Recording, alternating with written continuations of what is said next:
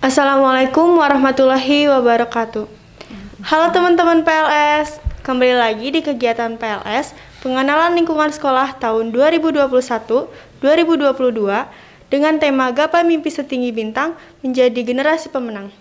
Sebelumnya izin memperkenalkan diri, nama saya Nadila Putri Rendra sebagai MC PLS tahun 2021-2022. Saat ini, saya sudah ditemani oleh Ibu Dewi dari Puskesmas Batu Jajar. Untuk yang selanjutnya, saya akan membacakan biodata dari Ibu Dewi. Nama, Dewi Nurjanah Aisyah, SKM, tempat tanggal lahir, Cimahi, 26 Maret 1978, pangkat atau golongan, penyuluh kesehatan, masyarakat 3B, instansi asal Puskesmas Batu Jajar, pendidikan S1 Kesehatan Masyarakat Stikes Bakti, Kencana Bandung. Di sini Ibu Dewi akan menyampaikan mengenai AKB atau adaptasi kebiasaan baru. Sebelumnya Ibu bagaimana kabarnya? Alhamdulillah baik. Alhamdulillah. Oh iya Bu, kita punya jargon nih Bu. Apa tuh? Jargonnya PLS 2021, stay cool, cheerful, mantul. Sekarang kita coba bareng-bareng ya Bu. Boleh. PLS 2021, stay cool, cheerful, mantul. Wah keren, tangan dulu dong. Oke Bu, langsung saja ke pembahasan yang berikutnya. Apa sih Bu adaptasi kebiasaan baru di institusi pendidikan itu? Adaptasi kebiasaan baru atau AKB ya di institusi pendidikan itu terbagi menjadi 4 bagian ya. Yang pertama ada AKB bagi guru, ada AKB bagi murid, ada juga AKB bagi kepala sekolah dan juga komite, dan ada juga AKB bagi kantin sekolah. Nah, sekarang kita kupas tuntas dulu ya di AKB di institusi pendidikan bagi guru. Nah, yang asalnya tidak dilaksanakan karena ini adaptasi kebiasaan baru di masa pandemi, jadi ini harus dilaksanakan. Nah, untuk bagi guru itu yang pertama mengukur suhu muridnya gitu ya, terus mengamati gejala murid, apakah muridnya sakit atau sehat. Jadi harus bisa memilah. Selanjutnya yaitu menghimbau kepada muridnya dan juga semua yang ada di institusi pendidikan untuk selalu mencuci tangan pakai sabun di air mengalir. Selanjutnya yaitu membuka jendela kelas gitu ya, agar tidak pengap gitu ya, tidak pengap, jadi sirkulasi udara, ventilasi itu bagus ya di dalam ruangan kelas. Selanjutnya yaitu selalu memberikan edukasi tentang pencegahan COVID-19 gitu. Jadi selalu mengingatkanlah tentang prokes gitu ya.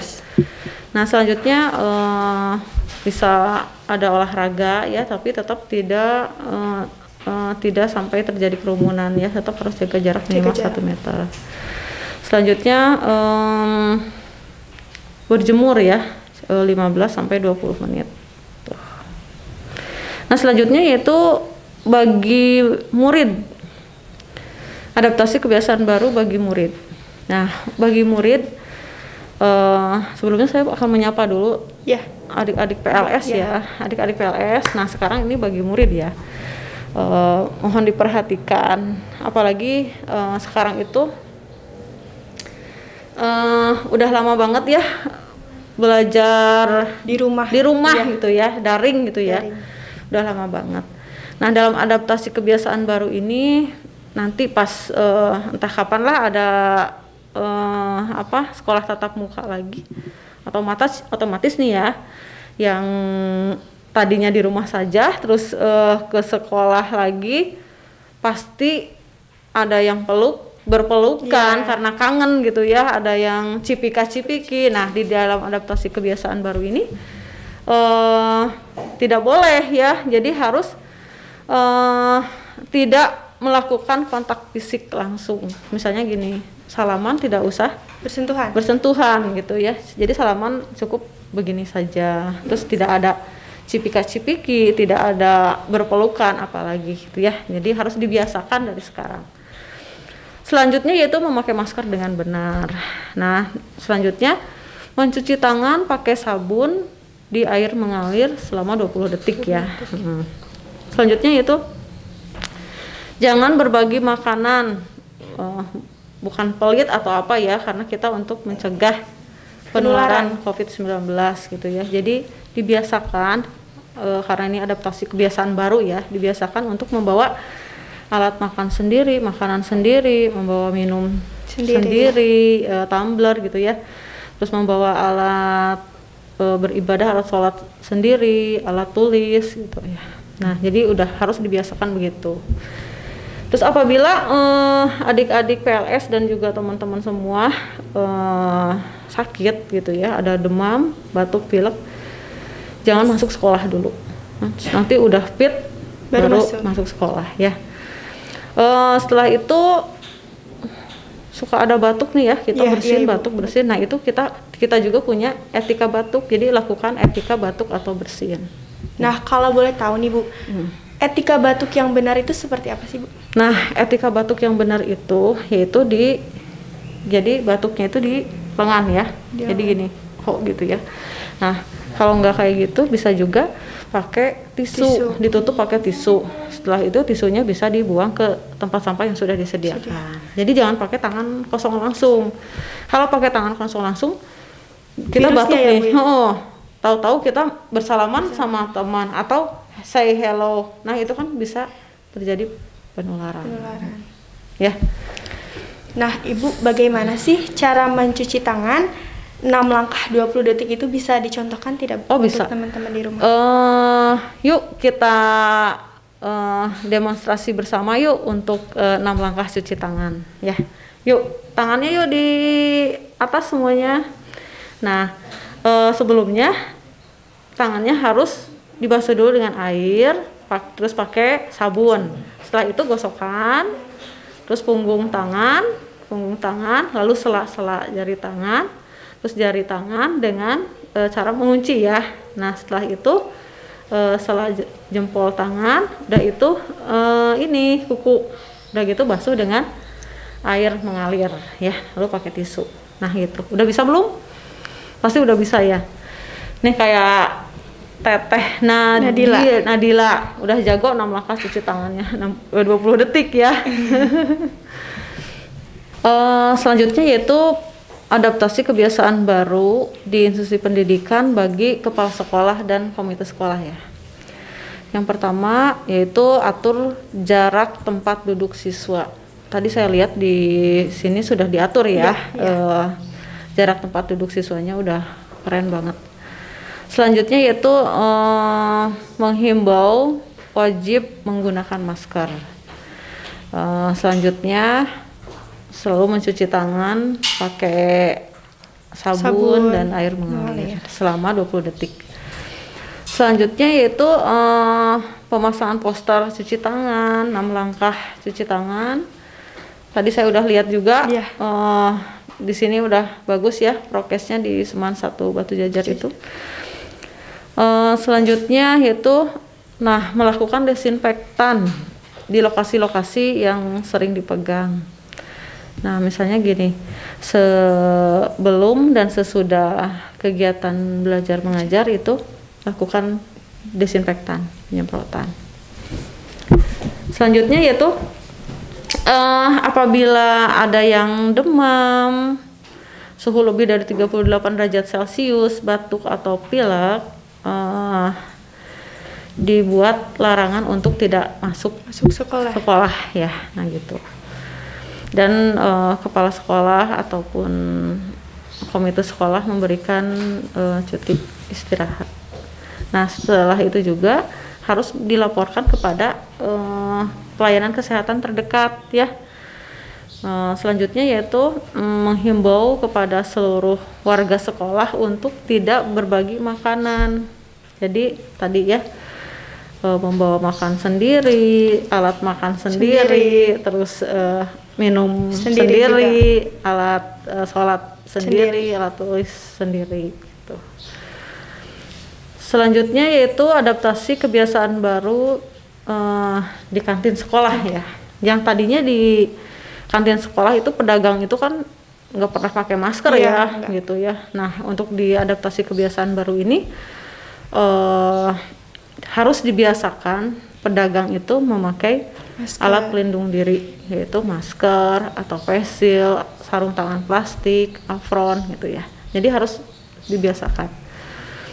Selanjutnya yaitu mengatur jarak siswa yang saat mengantri di kantin sekolah ya. Jadi harus diatur jaraknya, jangan sampai terjadi kerumunan gitu. Jadi mengerumuni makanan gitu ya. Jadi harus diatur jarak juga, harus jaga jarak. Jaga jarak fisik ya, bukan jaga jarak hati. Ya. Beda ya Ibu ya. Beda. Oke. Selanjutnya yaitu dihimbau tidak makan di kantin ya. Jadi dalam bahasa anak muda zaman sekarang mah apa sih? Take away. Ya, nah itu take away. Jadi di sekolah juga, di kantin sekolah juga harus Take away. Nah gitu ya. Selanjutnya kalau enggak boleh diatur jaraknya juga. Diatur jarak tempat duduk di kantin kalau misalnya luas, jaraknya minimal 1 meter ya. Selanjutnya yaitu hindari kontak atau bersentuhan antara pembeli dan penjual, misalnya ini kembalian ya uang kayak gitu. Nah itu bisa dihindari, atau kita setelah itu bisa cuci tangan atau pakai hand sanitizer. Nah itu mungkin ya untuk adaptasi kebiasaan baru di institusi pendidikan. Nah kalau boleh tahu nih Bu, gimana sih cara memakai masker yang benar dan baik itu?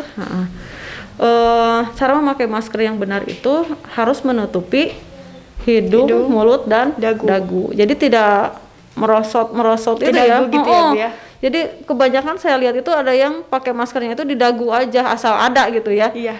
Padahal nggak kayak gitu. Memakai masker yang benar itu harus menutupi hidung, mulut, dan dagu. Nah kayak gitu ya. Nah apa betul Ibu sekarang ini dianjurkan untuk memakai masker double? Jadi gini, pemakaian 2 masker atau double masker, ya betul kini disarankan karena adanya varian baru virus corona, yaitu varian Delta, yang lebih cepat dan mudah menular. Adapun persentase partikel terblokir pada percobaan simulasi batuk pada masker bedah mencapai 56,1%. Sedangkan pada masker kain saja partikel yang terblokir hanya mencapai 51,4%. Jika seseorang memakai double masker, maka partikel terblokir bisa mencapai 85,4%. Nah, oleh karena itu, kini disarankan memakai masker double 2 masker. Tuh. Jadi, yang satu, yang di dalam masker bedah, yang di luar masker kain gitu. Jangan dua-duanya masker bedah gitu ya, itu tidak efektif. Jadi yang lebih efektifnya itu masker bedah di dalam, masker kain di luar. Nah kayak gitu. Mungkin itu dari saya cukup. Ya. Baik Ibu, terima kasih telah menjawab pertanyaan yang saya sampaikan dan telah menyempatkan waktunya untuk hadir di acara PLS tahun ini. Ya. Terima kasih juga untuk teman-teman yang sudah mendengarkan materi yang Ibu Dewi sampaikan mengenai AKB. Semoga apa yang disampaikan oleh Ibu Dewi bisa bermanfaat bagi kita semua. Baik Ibu, sebelum dicukupkan, apakah ada pesan-pesan yang akan disampaikan? Baik, terima kasih ya. Untuk pesan-pesannya untuk teman-teman PLS ya. Saya berpesan tetap jaga kesehatan walaupun di rumah saja, tetap happy, terus prokes lebih diperketat, 5M-nya diperketat. Apa itu 5M? Yang pertama, sering mencuci tangan dengan sabun di air mengalir. Yang kedua, memakai masker dengan benar. Yang ketiga, menjaga jarak. Yang keempat, menghindari kerumunan. Yang kelima yaitu mengurangi mobilitas. Jadi kalau anak-anak sekarang mah nongkrong nggak penting mah itu nggak usah lah. Jadi kita harus mengurangi mobilitas gitu ya. Tolong itu selalu diterapkan prokes 5M-nya. Dan selalu pakai masker ya, kemana-mana, kapanpun, dimanapun selalu memakai masker. Karena dengan memakai masker, kamu melindungiku, aku melindungimu. Terima kasih. Assalamualaikum warahmatullahi wabarakatuh. Baik Ibu, terima kasih atas pesan-pesan yang telah Ibu berikan. Dan buat teman-teman, tetap jaga kesehatan, patuhi protokol kesehatan, dan jangan lupa untuk mendengarkan materi selanjutnya. Sekian dari saya, mohon maaf bila ada salah kata maupun ucapan. Wassalamualaikum warahmatullahi wabarakatuh. Sampai jumpa teman-teman. Dah.